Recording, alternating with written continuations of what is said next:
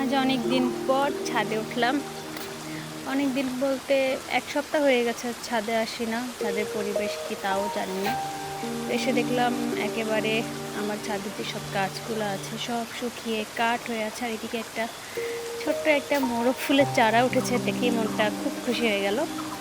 দেখুন আমার লেবু গাছ, পুঁই শাক গাছ, একদম কোনো গাছের গোড়ায় কোনো পানি নেই। মূলত পানি দেওয়ার উদ্দেশ্যেই আমি ছাদে এসেছিলাম। গাছগুলোর অবস্থা দেখে মনটাই খারাপ হয়ে গেল।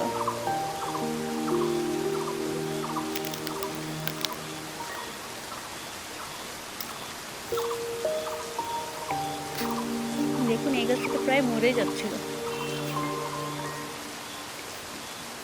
আসলে এই কয়েকদিন একভাবে মেঘ হয়েছে, তো ভাবতাম আজ যখন মেঘ হয়েছে বৃষ্টি তো হবেই। এই বৃষ্টির আশায় থাকতে থাকতে আমার গাছগুলোর এই অবস্থা। লেবুগুলাও হলুদ।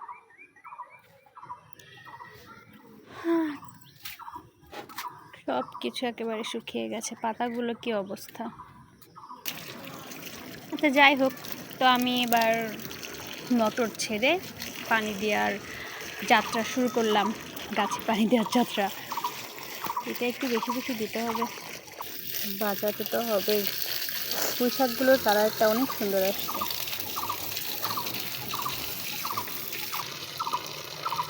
আর দেখুন আমার এই গাছটাতে একটা টবে কয়টা গাছ হয়েছে। একটা নিম গাছ, ওখানে ছিল হচ্ছে একটা তুলসী, আর তো লেবু গাছ আছেই।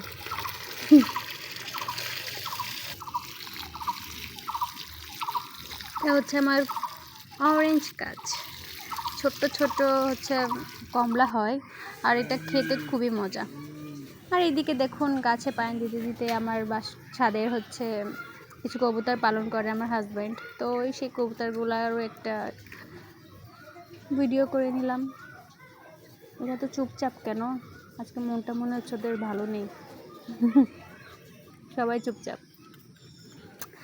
আর এবার একটু আম খাওয়ার পালা। গাছে পানি দেওয়ার সময় আমগুলো দেখতেছিলাম, একদম ছাদ থেকে খুব সুন্দরভাবে গাছগুলো থেকে আম ছেঁড়া যায়, তো দেখছিলাম কোনটা খাওয়া যায় কোনটা খাওয়া যায়। তো একদম ছোট্ট একটা কিউট একটা দেখলাম ওইখানে ঝুলে আছে, তারপর এটাই খাই।